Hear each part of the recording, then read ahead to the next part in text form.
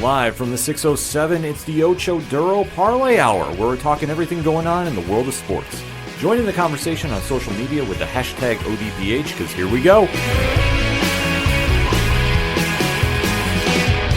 Instead of looking deep inside, every word I have to say, keep it simple. Welcome to an all-new edition of the ODPH podcast. What is happening, everybody? Thank you so much for joining us this week. My name is Ken M. Joining me in studio, as always, you know him. He's the co-host. His name is Padawan J. Let me talk to you. Yeah, and this week's episode is going to be a little shorter than usual. Not that we don't want to talk to you guys, because obviously the ODPH Society is a very big part of the show. Those of you in Houston, though, I don't want to talk to you. Well, obvious reasons. It's baseball season, so Pat can't be friends with a lot of people in Houston right now. Mm-hmm. But once the season's over, we talk with everybody universally about that. But if you're a Yankees fan in the city of Houston, I'm so sorry for you. Yes. But this week's episode, like we alluded to, is going to be a little shorter because we are in prep mode for arguably the biggest episodes of the year for the ODPH, and that is the NFL preview. Mm-hmm. So this week is going to be a little shorter, but we're still going to give you a lot of the parlay of topics that you come to know and love here that only we can provide you. So anything else, Pad, where does everybody head on over to? ODPHpodcast.com. Right on, from the TeePublic store, which I believe is having a sale right now as we speak. That's why you always have to go check. To the social media links, everything's been updated. We're interacting with everybody there in between shows, especially we're having a lot of people already jumping to talk some football with us, which is amazing. We love doing that as well. So you want to make sure you're part of that conversation. The blogs have new reviews dropping left and right. The directory, Pat, how many providers are we on? We are on 622,214. I don't question him, folks. That is why he is a statistician to the stars. So make sure to drop us a review on your favorite podcatcher. It definitely helps the algorithm for the show. Also, check out the classified section, which has friends of the show, such as 3FM Podcast, Dragon Master Games, Nerd Initiative, and we have links for voter registration. For the United States, obviously, this November is a big one, so make sure you get out and get your voice heard, but you have to make sure you're registered to vote. So we have the links right there, so you can go do your business and then do some business in November, whatever you're doing. And then last but certainly not least, we have a great music section where you hear a lot of the music on the show you can listen to on the off time, too. So we definitely want to shout out the bands that swing through here. Brian Wolf and the Howlers, Second Suitor, Tom Jolu, shout out the Robots Floodlands. So if you want to find out more about them, ODPHpodcast.com. And for anything else, that is the place to go. And remember on social media to always use the hashtag ODPHpod. Kicking off this edition of the Parlay of Topics, the Fusion Edition, if you will. Pat, what are we talking about? We're going to talk a little bit of wrestling because they got a rather large pay-per-view, or PLE, taking place this Saturday over in Berlin.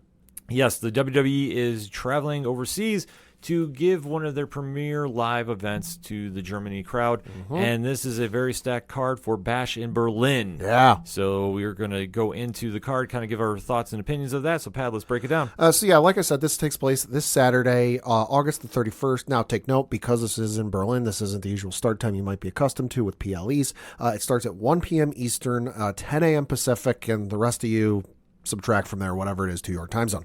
But it is taking place at the UBA Arena in Berlin, Germany.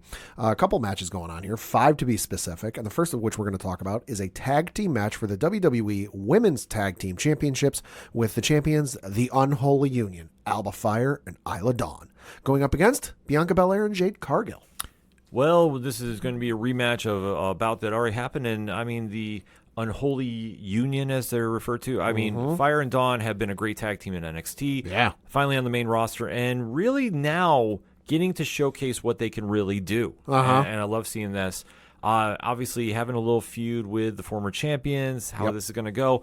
I have a feeling we're going to still retain. I'm thinking the same thing. And I think that maybe, just maybe, we're going to start seeing the slow break happening between Cargill and Belair. Maybe. I think it's also going to come down to, well, there's kind of an unofficial third member of this Unholy Union that's been tagging with him lately on SmackDown, and that would be Blair Davenport.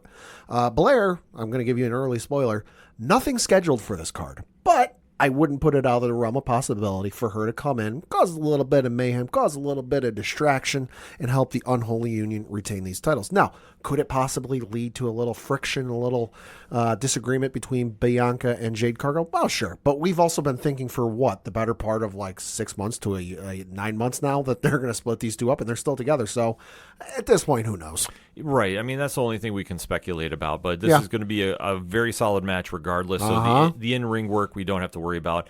I'm just curious where we're going storyline-wise. But I think we're going to have end still. Yeah. But we'll have to wait and see.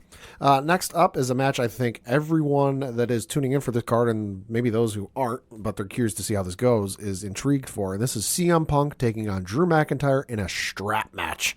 Yes, the feud that has been brewing for months now, and arguably WWE's best feud, is really taking it up a notch with a strap match. So CM Punk, after losing to Drew McIntyre at SummerSlam, after coming back from injury and the whole idea with the Bracelet of Doom, is now really taking things to a next level for a feud. And they're doing the nice progression with this too. I think a lot of people forget about, because Drew McIntyre has stepped his game up on social media. My God. This, I honestly think, led to a very big pay bump in his contract, because he's really showcasing what he can do as a total entertainer. Not just a great wrestler, but we see what he can do on a microphone, and he's really let loose. Yeah. And now he's in a prime feud with CM Punk and really going toe-for-toe with him on the mic, which is great to see. Yeah, I mean, this is not new territory for Punk. Punk has been able to blur those lines and kind of, muddy the waters, I guess you could say, with whether what he's saying is a work, whether it's a shoot, and what is all the meaning of it. Drew, though, we knew he's good in the ring. We know he's good on the mic. I did not know up until this feud he had this in him on social media. Now, could this be the two of them working behind the scenes and really amplifying the feud online? Sure. But I think part of this is just Drew kind of tapping into something he might not have discovered before, and it's really paying dividends. Thing I do want to point out is this is not CM Punk's first strap match in his career. Two prior instances of being in a strap match. The first was on in OVW back in 2006. It was for it was the OVW heavyweight title. He defeated Brent Albright. And then the other one was in 2009 at Extreme Rules 2009, where he defeated Umaga in a strap match. I remember that. So currently, as we record, CM Punk 2-0 in strap matches. This one, though, I'm going to say it's going to be Punk. I feel like at this point, if it's Drew, I don't know, I feel it just might lose its steam a little bit if it's Drew again. See, I think you can go one of two ways with this. Okay. I think Punk almost needs to win this. Yeah. And I'm leaning that for my pick because all signs point to them being in Hell in a Cell at Bad Blood in September. Probably. So you have to get there somehow. Yeah. If Punk wins, and that's obviously they split the series 1-1, you have to have the blow-off match in there. And Triple H has said in recent history that Hell in a Cell is used for blow-off matches. Yeah, so I feel that they might lean to go that route if Seth Rollins is ready to come in. Because obviously Seth is tied to this feud very loosely, more so to Punk than McIntyre. But I feel that if they go that route, Punk has to win this more, because the only other way you do this is if Drew wins. Drew's up now 2-0. Yep. Has the Bracelet of Doom. Punk has to put up something to get there. Yeah. I don't want to say he's going to do a career versus bracelet match or however you want to define it. No. I don't think they can do that. No. So that's why I feel he has to win this. I do too, just because I don't see a way you come out of this Drew being up 2-0 and you justify a third match. Yeah, you can do some sort of shenanigans during this match that helps lead to a CM Punk win, and Drew can stand there on Monday and go, listen, you didn't beat me clean. X, Y, and Z happened. You know, if he can say this to Punk, he can say this to Adam Pearce, whoever. But he can say, like, listen, he didn't beat me clean. Here's what happened. Here's the video footage. You saw the video footage. You know, he owes me another match. And you can even have another blow up like he did a couple pay-per-views ago, where it was the post show and he stormed in on the post show. Yeah, you have to do something like that. So But I think for the picks here, we got to go Punk. Yeah, I agree. I think that makes the most sense. Because, like I say, Mac could win, but then Sure. it gets really messy of how you want to try to get into that third match. Right, because this isn't like he has a. It's not like Drew has a belt and Right. Punk can go through a gauntlet match and earn himself a number one contender. Like, no, there's no belt. There's no easy way to like do a third match. Yeah. Next up is a mixed tag team match with the Terror Twins in Damian Priest and Rhea Ripley taking on the Judgment Day in Dirty Dominic Mysterio and Liv Morgan. Well, the most messy feud in all of wrestling, I guess we could say. It's like a soap opera. Yeah, which, I mean, it's working wonders. Yeah. Liv Morgan has stepped her game up on the microphone. Dominic Mysterio still proving he's the MVP of WWE with all the heel tactics he's doing. Doing his real dad proud. Mm-hmm. Shout out Eddie Guerrero. Jeez. You had to go there, Pat. Listen, look at the photo, put the two side by side. Tell me I'm wrong. They do look very uncanny. DNA be damned. Uncannily alike, if I can use that word. DNA be damned. But still, I mean, obviously Rey Mysterio is his real dad, and Yeah. they picked up their feud again on Raw, which I'm not a fan of. No, so, I'm not either, because it's like the third or fourth time they faced each other. Yeah, it's now a fight forever that's getting. Yeah, it's like John Cena, Randy Orton. Well, that's always quality, but Well, yeah. at this stage, there's only so much you can do with that storyline, I feel. Yeah. But Yeah. to see them go against the former members of the Judgment Day and Rhea Ripley and Damian Priest, I think that Priest and Ripley have to win Yeah. just to move on. But Yeah. I would not doubt, for reasons, Mm-hmm.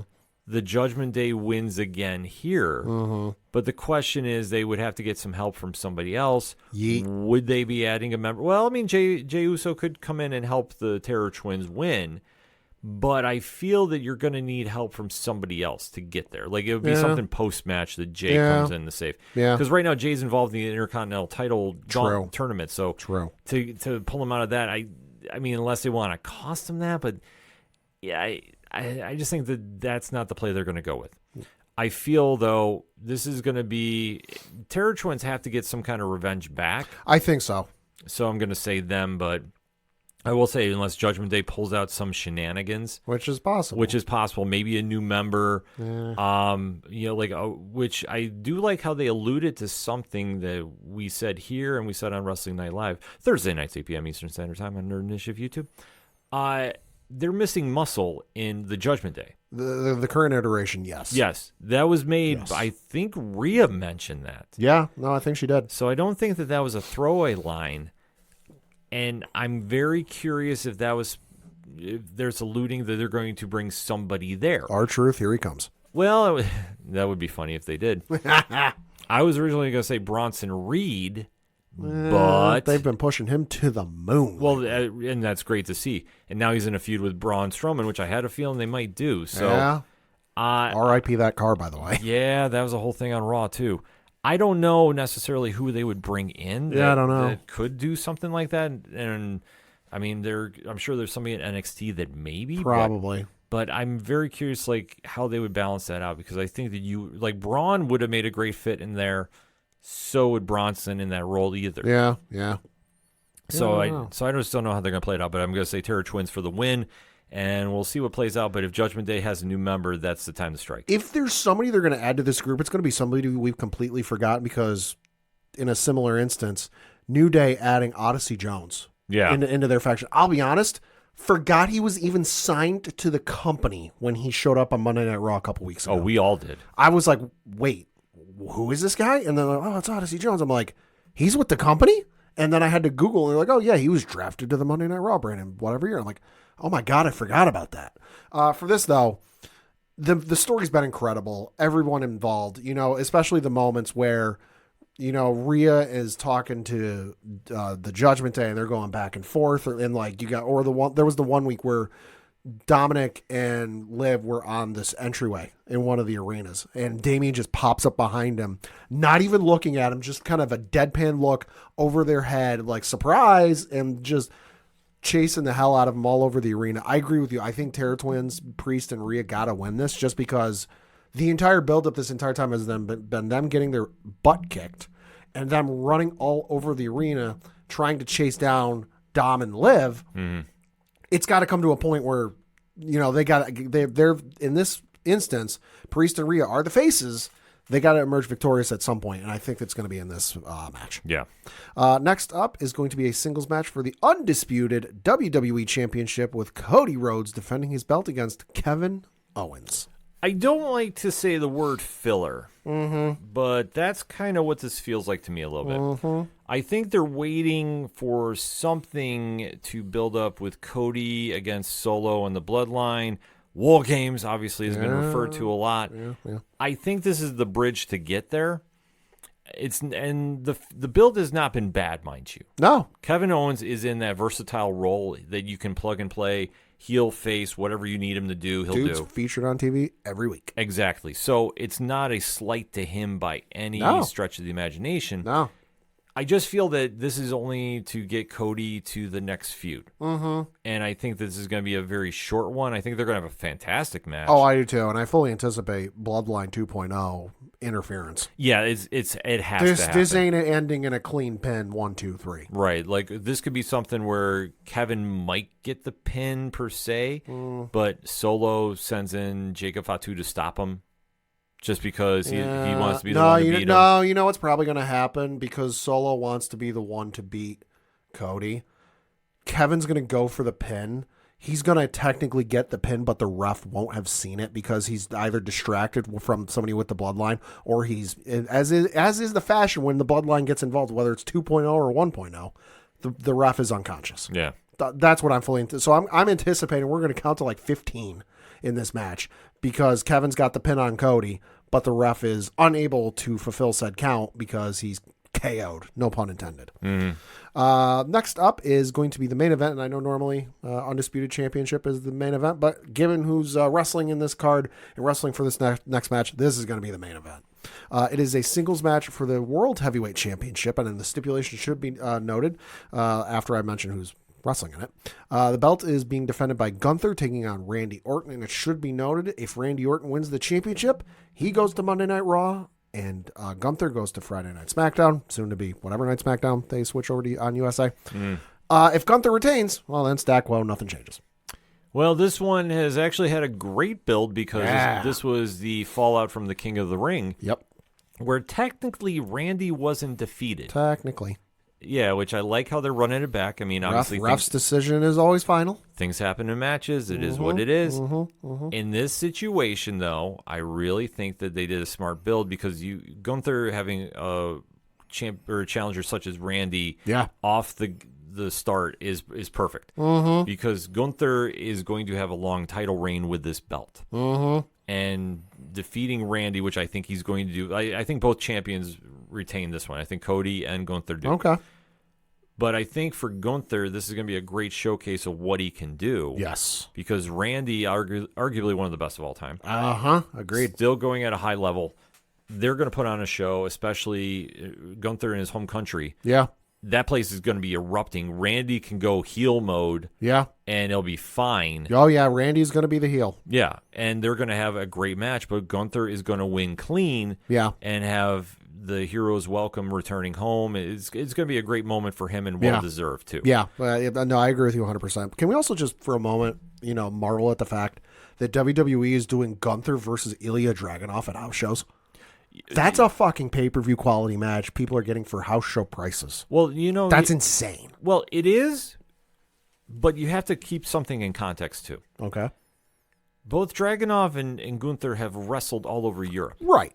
So the fact that the fans over there get to see that legendary feud because they've already seen that happen many times. True. Both of those wrestlers over there, like that is something like we would say is like Kevin Owens and Sami Zayn. Yeah. Like we see it a lot here in the United States, but like I say, so for them to do it there, I think it's great. I think when they do that for the United States crowd, and especially on a big stage, much like maybe Survivor Series. That's not going to be like a fast lane pay-per-view. That's going to be a big one. That's going to be a marquee matchup, and that's really going to – you're like fans that have seen it for years for what those two can do because they work a very strong style. There's going to be a certain group that is not prepared for what they're about to see. Right. Like I say, they're going to be blown away for it, but it's much in the same sense of like when we say Kevin Owens and Sami Zayn. Yeah. Like that's a fight forever, and you could see that too. Yeah. So like I mean I do agree with it. It's crazy that's on the house shows. Yeah. On the tour there, but both of those gentlemen are marquee names over in Europe for their times in True. in the Indies over True. there.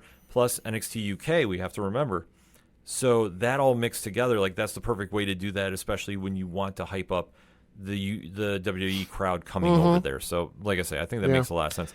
But yeah, that is wild to think that that's going to be a house show, and I just can't wait till they do it at Survivor Series. I'm going to call it out Survivor Series. Okay. But yeah, for this matchup, I think Gunther's going to retain. It's going to be a great match. They're going to work each other stiff. They can both do it. You know, it's going to be insane. I'm sure. Whatever the other guy's name who's still with Gunther. Ludwig Kaiser. Thank you. Ludwig Kaiser is going to run out. I wouldn't be surprised if we get a Giovanni Vinci sighting because we haven't seen him in quite a while. They've been doing vignettes of him though. He's going back to the model gimmick or whatever he was doing. Right before they reteamed him with Imperium. Right. He's back to that. You know, but it's going to be a great match regardless. But yeah, no, there's no way with Gunther. Now, granted, he's not from Germany. He's from Austria. Yeah. But next door neighbors. There's no way Gunther's going to lose his belt. This isn't the previous regime where, hey, you're near your hometown crowd.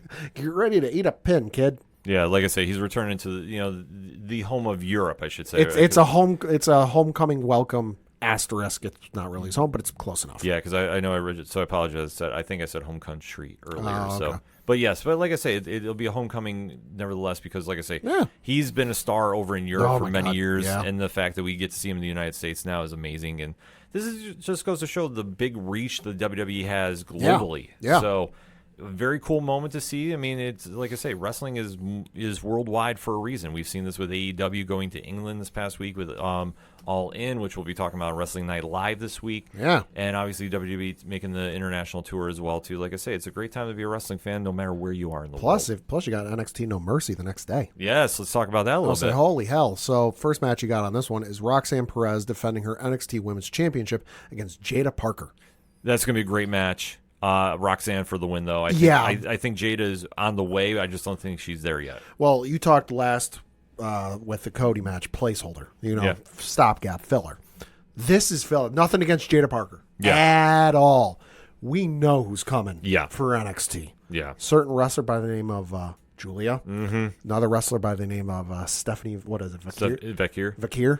They're coming. Yeah. They're imminent. So I get the feeling one or both might show up at this pay-per-view to take her out.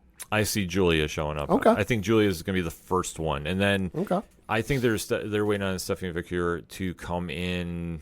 I heard some possible, just trying to sort out a visa. Yes. I heard it was something, it's not like, it's just like some paperwork. And it's a minor hiccup. Yeah. It's like an I's got to get dotted and a T's got to get crossed. Yeah, it's a minor hiccup from what we're hearing. So. But yeah, no, this is probably going to be, I'd say, the midway point of the card, and you're going to get that finally they're there. Mm-hmm. Next up is a singles match for the NXT Women's North American Championship with Kalani Jordan defending her belt against Wendy Chu. Wendy has a weird gimmick now. Yeah, she does. Did I see her talking to zombies? Yeah, they're trying to make her supernatural now. I don't know how I think about this. This is going to be a great match, though. Wendy can go in the ring, and Kalani Jordan's amazing. Oh, yeah. So I'm going to say Kalani for the win. Yeah, I'm going to say and still as well. Next up is a singles match for the NXT North American Championship with Oba Femi defending his belt against Tony D'Angelo. I'm sorry, I love the D'Angelo family. Mm-hmm. It's the best TNA gimmick not in TNA. Mm-hmm. And the setup with him and Femi this past week was amazing. Uh-huh. So this match is going to be great. Femi's retaining, though. I don't see him dropping that for quite some time. He's going to retain, and he's going to take out every single member of the Don's family. I will say this. D'Angelo is going to give him a good run. Oh, absolutely. This will be a very good story. Femi will look defeatable in this, but I think ultimately he's going to win. Next up is a tag team match for the NXT Tag Team Championships with Chase U, Andre Chase, and Rich Holland defending their belt against Nathan Frazier and Axiom. I will never bet against Chase U. Yeah, I'm just going with Chase U on this one. I love Chase U. Chase U might be one of my all-time favorite factions from NXT. That does not surprise me. Yeah, they check all the boxes for me. The thing with Frazier and Axiom, they've been teasing the breakup for them for forever now. Shit or get off the pot. Yeah, I feel at this stage you got to do it. I think that both. They had a great run as tag team champions, sure, but I think it's time split them up, let them do something. I mean, if you got to take them, call them to the main roster and split Sure. them on shows. Like Sure. you have to do something with them. Sure. So I think Chase U retains, and then I think you have the breakup after this. I agree 100%. Next up is a singles match between Wes Lee and Zachary Wentz. Oh, the fight of MXK. Like I say, Boy, howdy, that turn. yeah, this has been one of the best storylines. Stab at your heart. Yeah, this has been one of the best storylines of the year thus far for any show. Surprised at how quickly they did it, though. Well, I think they want to tease it out because if Wesley stayed with them, Yeah. it's kind of like, okay, where are we going to go from here? Because Right. he's been a single star. So if you repair him with MSK and he wins tag team titles, like, sure, that's cool and all, Right. but he's a very well-established single star at this stage. Right. So I think that doing the feud here will only elevate him even further. I think he's on his way for that world title. Oh. So I think this is going to be him defeating Zachary Wentz, and then it's on to Trey Miguel, so he'll get rid of the whole Rascals history. Yeah. And then I think he'll be facing whoever is going to be world champion at the time. And I have a bold prediction when we get to the main event, so I'll just kind of leave it at that. Well, we are at the main event because that is a singles match for the NXT Championship with Ethan Page defending his belt against Say His Name, and he appears. I believe in Joe Hendry. With a special guest referee. Whoop that trick. Trick Williams will be the special guest referee. Oh, baby. Yeah, I love this main event. Love everything about this. Uh-huh. Joe Hendry is a bona fide superstar. The world is now catching on to him. If you've been following him from the indies, like we talked about with Gunther and Dragunov, the last segment, Yeah. like he's a guy that's put in a lot of miles. So the fact that he's now blowing up on this grand scale, that's huge. I think that him being in NXT has really helped elevate his stock. Agreed. I think it also helped Ethan Page. Agreed. And you're now seeing the Ethan Page we knew pre-AEW. Uh-huh. So this is going to be a great feud with, I am going to go on a limb. I don't doubt that they put Joe Hendry on with the belt. I agree with you 100%. Listen, it's nothing against Ethan Page. Ethan Page is main roster ready right now. Oh, yeah. But reasons, whatever they are, he is on NXT. But I think just because you got this blooming and blossoming and wonderful relationship that has been going on between WWE and TNA, I think they're going to give Joe Hendry the belt and give him a little bit of run. And let's face it, if we're not doing this whole thing just to have Joe Hendry appear in the Royal Rumble, what the fuck are we even doing? Oh, here? he'll be in the Rumble. Absolutely. He'll be in the Rumble, but I'm going to say, this is where I say Wesley takes the belt from him. Mm. That's what I think. Okay. I think Joe Hendry will have a very short run with the belt. Could be. Or they're going to somehow get Wesley involved. Because you know what? I wouldn't be surprised. You give Joe Hendry the run and have him defend the belt on TNA.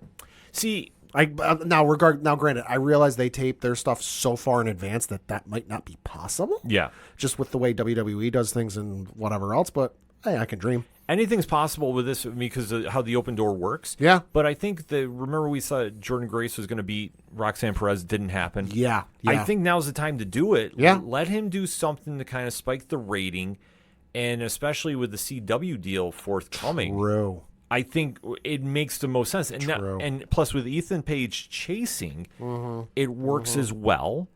And I think that this is going to build up for something that when eventually Hendry gets the belt, Yeah.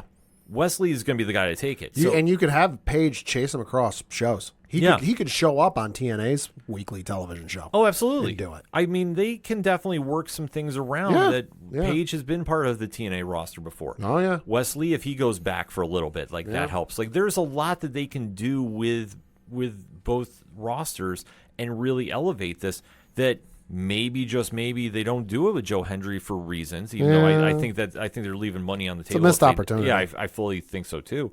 But if they decide to have him get screwed over, Page has to drop it to somebody like Trick, Right. or one of the top faces in the company, and that's where Wesley comes in and takes it, because I think Wesley is going to be champion by year's end. Could be. It just depends on how soon they want to do it, but I think that if he beats Zachary Wentz, and depending if they want to do everything with Trey Miguel, this is all lining up for Wesley to take it at the end of the day. But hell of a card, nevertheless. Yeah, like I said, taking place this Sunday from the Ball Arena in Denver, Colorado. Yes. Check your local listings for what time it is on in your area for Peacock. Mm-hmm. But I got one more bit of news and some unfortunate bit of news that took place a couple days ago, and that is a well-known wrestler from the WWF, WCW days, Sidney Raymond Eady, better known as Sid Eady, Sid Justice, Sid Vicious, Psycho Sid, passed away at the age of 63. Known for a whole bunch of stuff, but probably best known, main evented WrestleMania 8, where against Hulk Hogan, had that going on. Then he was in the main event of WrestleMania 13, where he went up against The Undertaker in a no disqualification match. Then was also in the main event of Starrcade 2000, where it was he went up against Scott Steiner and lost by technical submission for the WCW World Heavyweight Championship. A whole bunch of other accolades, though. Was comeback of the year in 1996, according to Pro Wrestling Illustrated. Reached number 16 of the top 500 singles wrestlers in the PWI 500 list in 1991. Champion for Southeastern Championship Wrestling, was a champion in the United States Wrestling Association, WCW, was a WWF champion 2 times, and definitely leaves a lasting impact on the legacy. I know Booker T said the other day that he and his brother wouldn't have gotten their break if it wasn't for Sid Vicious, and he said he was glad that he at least got to tell him that and thank him for that opportunity. Yeah, I mean, Sid was a larger-than-life personality in the 80s and 90s. From seeing him in WCW as part of the Skyscrapers with one, I believe it was Mean Mark Callis, who we know as The Undertaker. Way back when, and seeing how he evolved. And I always remember just giving those. He was one of the first people I saw do a power bomb. Right. So to see that and how he was running in WCW and then coming to WWE as Sid Justice, and that was kind of like a weird character for him per se, because we'd always known him as this really quote-unquote unstable heel, and then he finally went into Psycho Sid mode, defeating Hulk Hogan, and then, I mean, obviously, later on defeating, I believe, Shawn Michaels for the world title. Yeah. So, like I say, when you have like moments like that, you can kind of see the build and the impact left. Like I say, very unique promos. Yeah. We'll put it mildly with that. But always, an entertainer nevertheless. And I got to say, his build from is probably my favorite of all time. Quote, wherever he damn well pleases. Yeah. Yeah. Like I say, I love it when it's something outside the unique. Hailing from New York City, or hailing from San Antonio, Texas, or like one of those places. It's like from parts unknown, or like wherever he damn well pleases. I love those moments.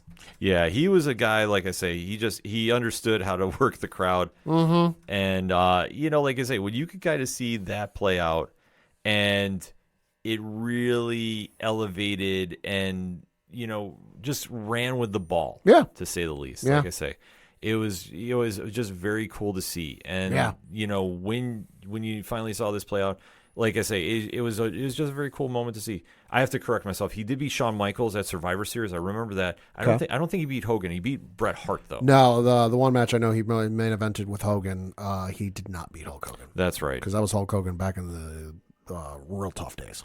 Yeah, that was, like I say, Hogan wasn't losing to nobody. Yeah, I was gonna say that was the that's quote unquote not working for me there, brother, end quote, allegedly.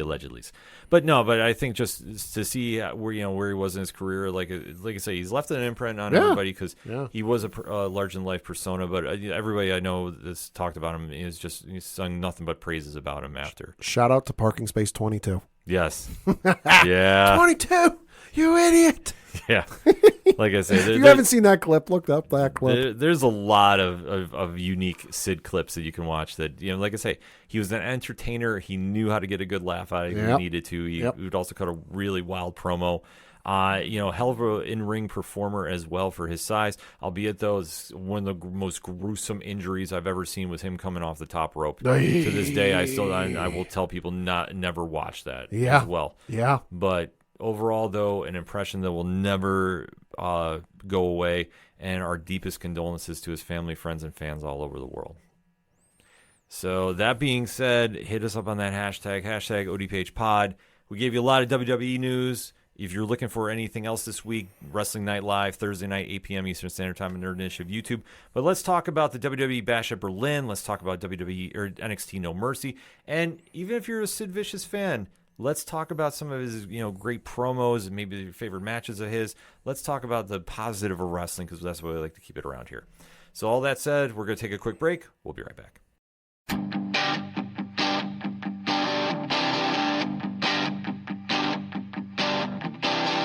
This is Tom from Tom Joe Lou, This is Matt from Sideroom Sounds. and you're listening to ODPH Podcast. Wanna go where no one knows my name, to the desert, the oceans, or the plains. 'Cause I wanna... Coming back for the final segment on this edition of the ODPH podcast, Pad. What you got? Got a couple things to talk about. First of which is a local minute for sports and looking at the standings for the AA Eastern League. That is, of course, the league, specifically the Northeast Division. That is where our Binghamton Rumble Ponies play. First place, you have the Portland Sea Dogs, who are the Boston Red Sox affiliate, 69-51. The second place, you've got the Hartford Yard Goats, who are the Colorado Rockies affiliate, sitting with a record of 65-54. They're 3.5 games back. Then you've got our Binghamton Rumble Ponies, who are the New York Mets affiliate, who are 63-55, 5 games back of first place. Then in fourth place, you've got the Somerset Patriots, who are the New York Yankees affiliate, with a record of 62-57. They are 6.5 games out of first place. Then you've got the Reading Fightin' Phils, who are, if you couldn't tell, the Phillies affiliate, with a record of 52-68. They are 17 games out of first place. And then you've got the New Hampshire Fisher Cats, who are the Toronto Blue Jays affiliate, sitting with a record of 48-70. They are 20 games out of first place. And then looking at the schedule you had for this past week, had a couple of games going on for those Binghamton Rumble Ponies. They had a home series against the Reading Fightin' Phils, where they won their first game, which was on Tuesday by the final score of 4-2. Won their game on Wednesday by the final score of 3-2. Won on Thursday by the final score of 8-2. Lost on Friday, though. Boy, they took their lumps, 10-3. Hey. Won on Saturday, though, 5-3. And then won on Sunday by the final score of 2-1. So, hey, you only lost one game in the series. That ain't bad. Out of town this week, they were playing the Hartford Yard Goats. They had a game on Tuesday where they won that one 3-2. They got a game on Wednesday at 7:10 p.m. Eastern. Then they got another one on Thursday at 7:10 p.m. Eastern. Friday at 7:10 p.m. Eastern. Saturday is at 6:10 p.m. Eastern. And then they've got a game on Sunday at 1:10 p.m. Eastern. And then they've got a super rare, probably because of Labor Day here in the United States. They're starting a home series on Monday next week against the Somerset Patriots. So you got a little bit of AA Subway Series action going on. So definitely want to check that out. You got go to bingrp.com. All right, so let's kick in some entertainment discussion because there was a little bit of newsworthy stuff. I mean, not enough for full segments, but let's break it in because that's what we do here at One Shots. Yeah, this one caught me by surprise, and admittedly, there are times I forget I follow the Captain Planet Facebook page. But hey, I grew up on the show. So I liked it eons ago. But It is what it is, man. I don't judge. Hey, it was a great show growing up. Great positive message for the kids these days. Very true. But they announced that for the first time ever, both animated series are coming to DVD in one box set. Interesting. Yeah, so this is from the series that, of course, came out in 1991, and then it led into the New Adventures of Captain Planet. It's going to be on the same box DVD set for the first time with all 113 episodes. Reading from an article on Cinelinks.com, it says, quote, "The series features an all-star voiceover cast including Martin Sheen, Meg Ryan, Whoopi Goldberg, and LeVar Burton. The power is yours to own Captain Planet, the complete franchise, on DVD October 15th, 2024 from Discovery or Warner Brothers Discovery Home Entertainment." So this one's awesome. Like I said, it's a good pickup if you grew up on the show. If you got kids, it's also a great pickup because it's a good positive message, helping the planet, doing the right thing. Great show. All things considered. So hey, and I don't. You can buy it on iTunes. I don't think it's streaming anyplace. I don't think it is streaming either. Now that could change because I know the whole Boomerang streaming service is shutting down. If it's not shut down already, Yeah, it's a weird situation there. and all of that stuff is being melded into Max, with the exception of the stuff that's licensed out elsewhere. Like I know the original Flintstones cartoon is on Hulu of all places, but regardless, if it's on Boomerang, it might end up on Max, but to be determined, card subject to change. Got a trailer to mention because I knew this was coming, but I didn't know the trailer was coming, and we got a trailer for the upcoming Super Man, the Christopher Reeve story. Yo. Oh my God. So this is a documentary about Christopher Reeve and his time as Superman and everything else that came afterwards. It's out in theaters September 21st and 25th. Of course, tickets are now available. The description on the YouTube video from Warner Brothers Pictures reads, and I quote, the story of Christopher Reeve is an astonishing rise from unknown actor to iconic movie star, and his definitive portrayal of Clark Kent / Superman set the benchmark for the superhero cinematic universes that dominate cinema today. Reeve portrayed the Man of Steel in 4 Superman films and played dozens of other roles that displayed his talent and range as an actor before being injured in a near-fatal horse riding accident in 1995 that left him paralyzed from the neck down, close quote. This trailer, I'm not going to lie, brought some tears to my eyes. I'm going to be a sobbing mess by the end of this movie. Yeah. I'm going to see this in theaters. I don't care when I got to see it, but I'm going to see this in theaters. I'm going to be sobbing. This hit all the emotional levels. And then some. Like, even the trailer, like, it's a great homage, you know, when to think about the legacy he's left behind. But man, it hits you on all the emotions. Like, there's no escaping that. So yeah, we're definitely gonna be checking that out when it comes out in theaters. And then that's gonna be a big screen one. That's not gonna be waiting until it comes to home video. Absolutely. Then I got a little bit of Marvel Cinematic news, and that is the only James Spader is returning as Ultron for the upcoming Vision series. Reading from an article on thehollywoodreporter.com, quote, James Spader is returning to the Marvel Cinematic Universe. The Emmy-winning actor is set to reprise his role as the voice of robotic villain Ultron in Marvel Studios' untitled Vision series, the follow-up to its acclaimed WandaVision show. He first played the role in 2015's Avengers: Age of Ultron. Paul Bettany is reprising his role as Vision, the android who fell in love with the Scarlet Witch and then was destroyed by Thanos in Avengers: Infinity War. In WandaVision, he returned via magic and the power of grief, but also as a rebuilt android, now ghostly white. Close quote. So, not totally surprising, given the fact it's Vision. Ultron, usually not far behind when it comes to Vision, but right. James Spader's coming back, baby. Oh, no, I'm excited for this. I mean, obviously, Age of Ultron is a very polarizing film amongst MCU fans. But with Ultron, it's synonymous with the Vision. If they're going to do a show about the Vision, and you know, all signs are pointing to they're going to be borrowing a lot from the comics. Probably, you have to bring in Ultron. You have to, and depending on how long or where they want to go with the character, because of the MCU, I mean, this opens a lot of doors. But I think it's very cool that they're actually bringing him back. Just for the simple fact that we don't see a lot of villains make it to another sequel or so in the MCU films because of reasons. Just saying. Yeah. So, and Ultron is one of the best Avengers villains. So to see him come back, I think is very, very cool. And I am just curious about what happens with him after the show. Like, that's where I'm kind of leaning with, because I still have a feeling they're going to borrow a lot from this Vision story, possibly from the Tom King run. Right. But wait to see ... Next up was a trailer for a movie I knew was coming. Super excited to see it, though, because I got to admit, before it came out, a little skeptical, because it's something from the appendices of the Lord of the Rings novel. It's a different medium than what we've seen previously with Rings of Power, Lord of the Rings, the Hobbit films. And there was back in 2021, in case you don't remember, New Line Cinema announced that there was going to be an anime prequel film to The Lord of the Rings and The Hobbit, and it was going to be titled The War of the Rohirrim. That trailer came out this past week. It's coming out it's in theaters this Christmas. It is from the legendary director Kenji Kamiyama. Of course, Peter Jackson going to have a little bit of help with that, producing and whatnot.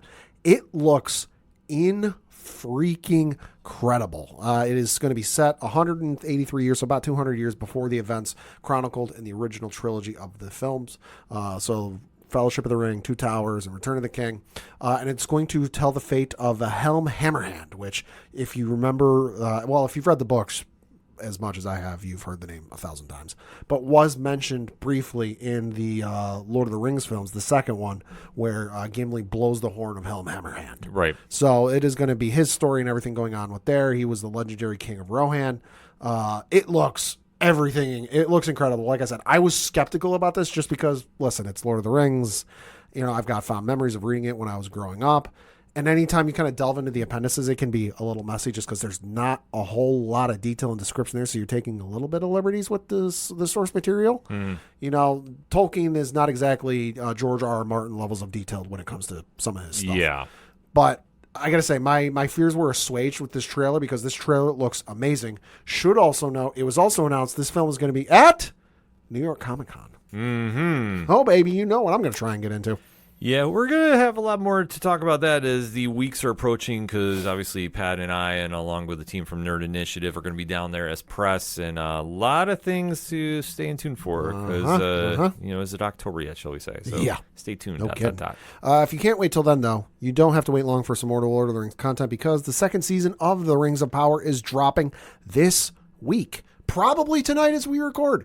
It's supposed to drop on August 29th. We know how Amazon loves to do those. Oh, hey, it's 9 o'clock. Here's the premiere. We've got a 3-episode premiere dropping. It is going to be, at least according to the IMDb page, an 8-episode series running all the way through October 3rd. Super excited for this, especially given how as mixed as the first season got. I enjoyed it to a certain degree. And especially there's some plot lines and some threads from the first one specifically involving a fucking Balrog that is in a certain place. Moria, if you've ever seen the Lord of the Rings films or read the books, you kind of know what happens. Yeah. We're probably going to see it here, so we'll see. Excited to watch it, though. Dropping August 29th, first 3 episodes. So super excited to check that out.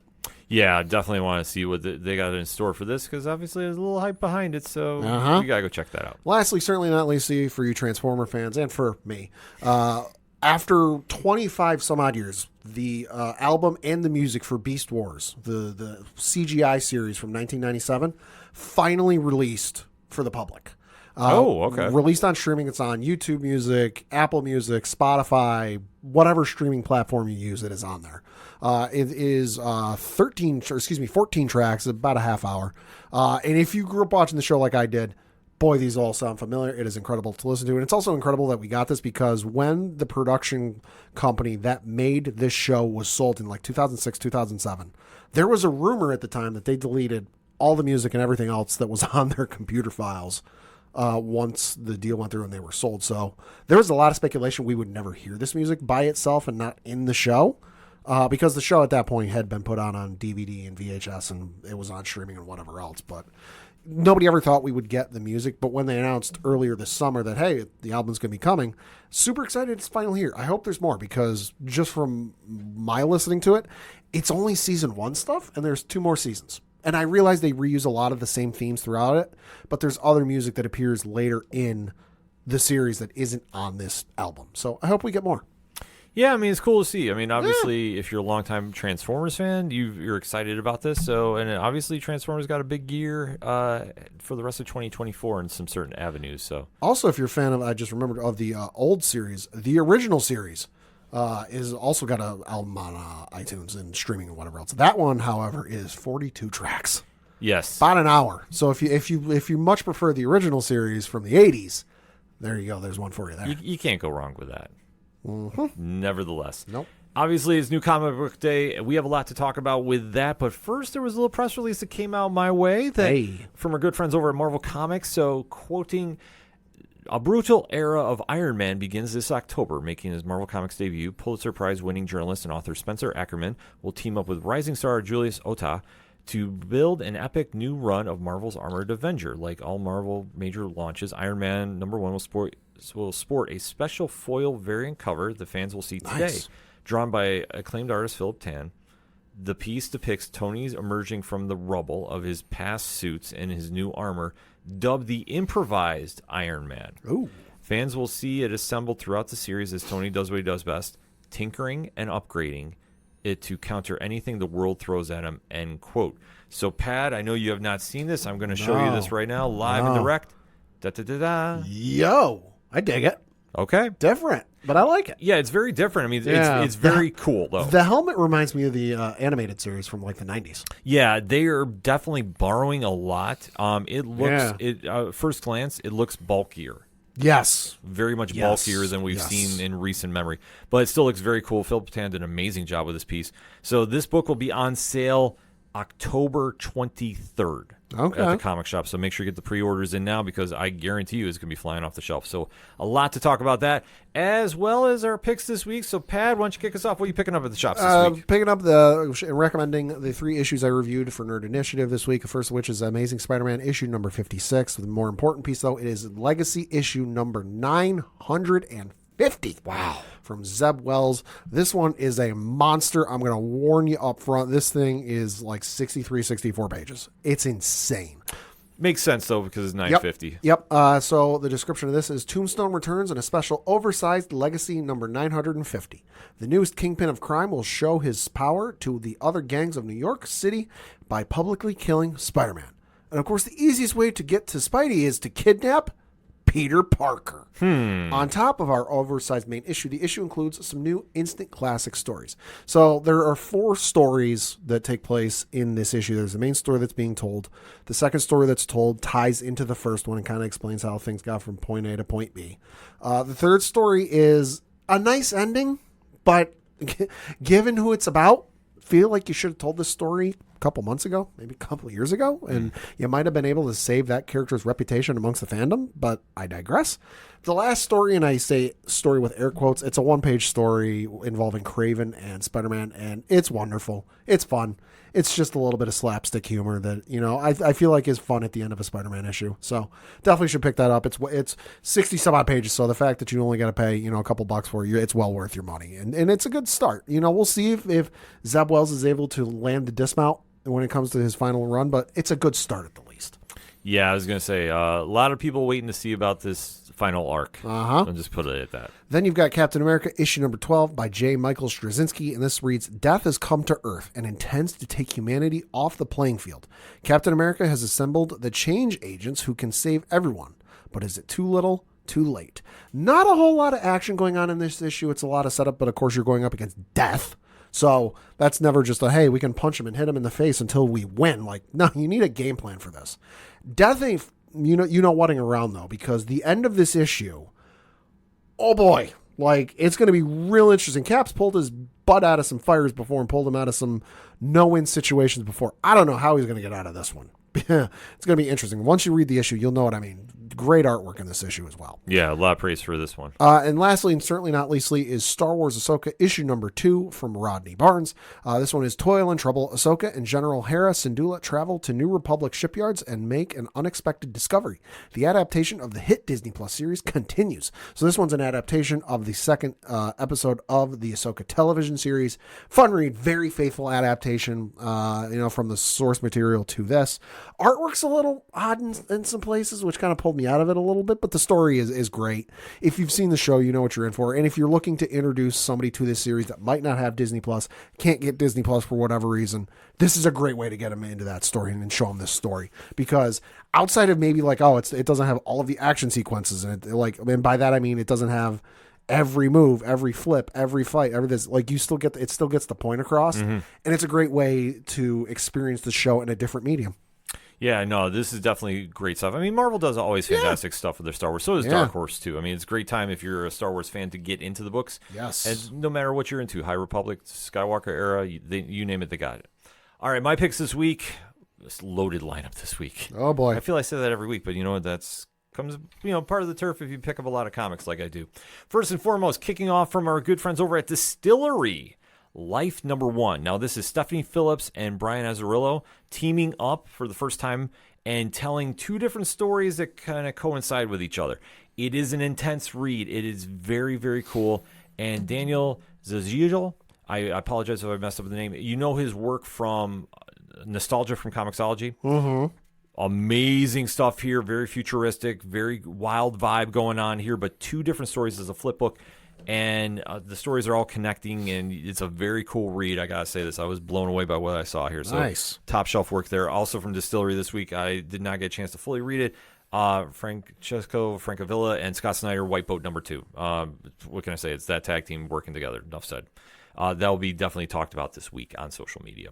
From our good friends over at Marvel Comics, X-Men number 3, Jed MacKay, Ryan Stegman's run. So the team is in Alaska. It's a very tense situation. The cover here is a little discussion over some great food at a diner. Oh, boy. And it's the United States versus Scott Summers. And you find out a little bit about this, and I like how they set this up. Good luck, kid. The writing with Scott Summers, though, like I will say, they walk a very fine line with him. Okay. I'm not sure exactly. Like, I know he's winning people over, but I think that like he kind of goes back and forth a little bit with the voice of Scott. But I like what I see here. I'm not mad about it. It's got some great superhero action mixed in, but it's a real good insight into the world of Scott Summers right now.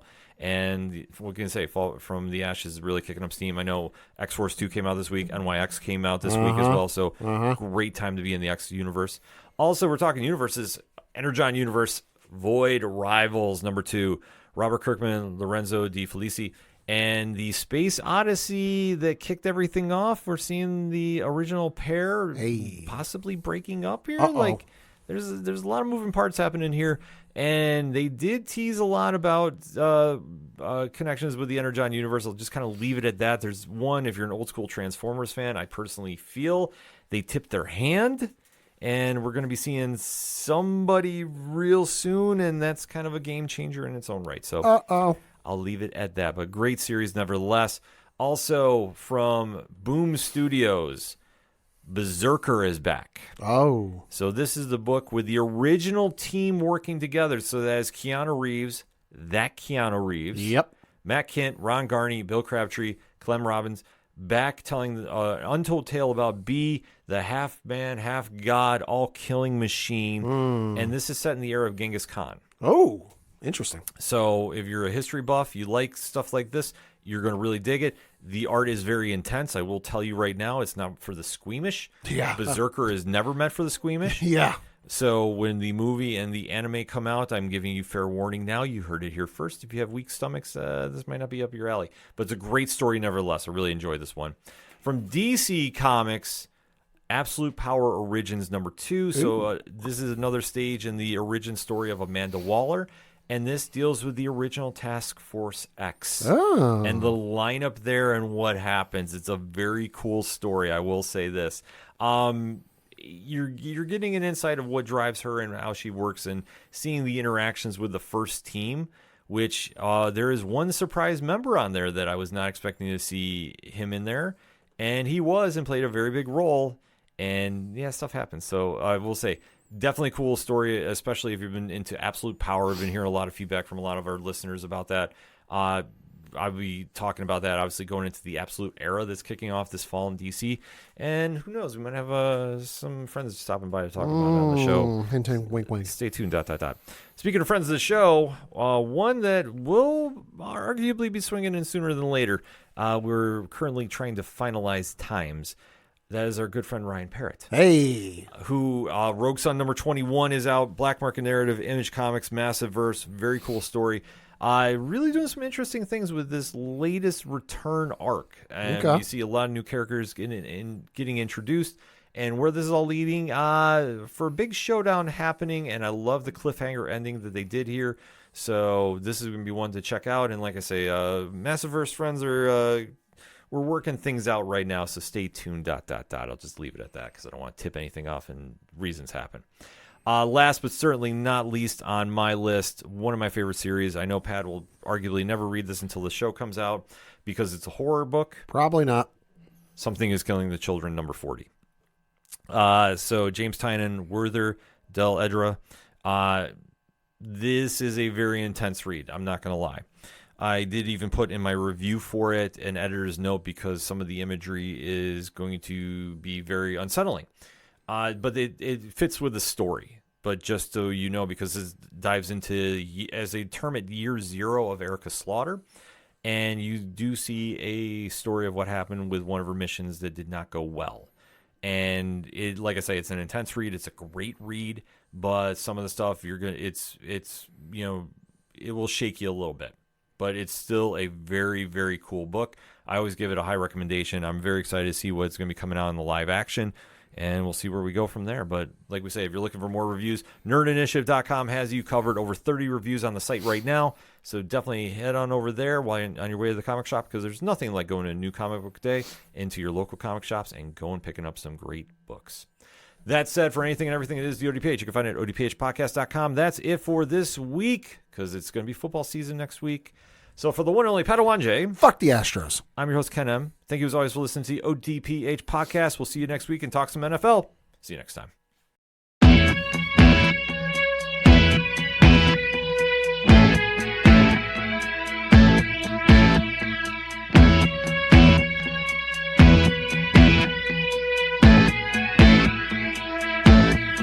It's such waste of time swiping left and swiping right on people you could know. 'Cause anyone who's worth a damn be worth way more than a picture could ever show. You could find the right light, find the right angle, and never find your soul. And it can feel like a losing battle, and this plot is full of holes. This modern way of finding love just makes me feel so alone. And I can't be the only one sick of staring at my phone. So look up, talk to me, a better way to spend our energy. Just look up, talk to me. We don't have to float alone on the open sea. Don't know that I believe in the old time fable. Everyone has just one true love. All I know is you're across this table, and you're all I'm thinking of. So look up, talk to me, a better way to spend our energy. Just look up, talk to me. We don't have to float alone on the open sea. Ooh, ooh, talk to me. Ooh, talk to me. It's such waste of time swiping left and swiping right on people you could know.